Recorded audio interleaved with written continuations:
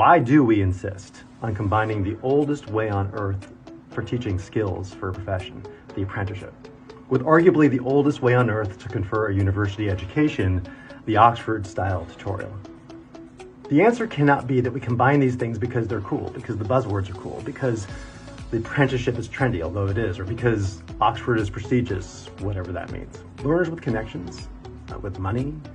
with legacy, they go to places like Oxford University or places modeled on Oxford University,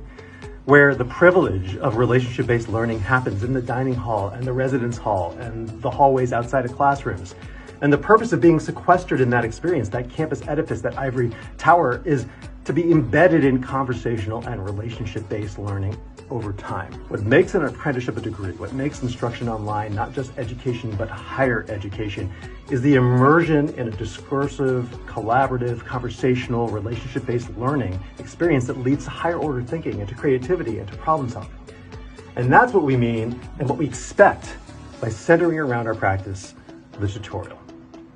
And by combining job-embedded and apprenticeship-based learning with tutorials and tutorial-style seminars, we elevate the apprenticeship into a degree.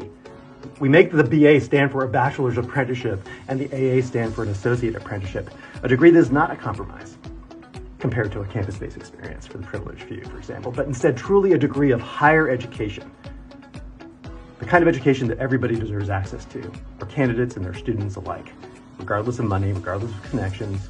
but instead based on their effort and their merit.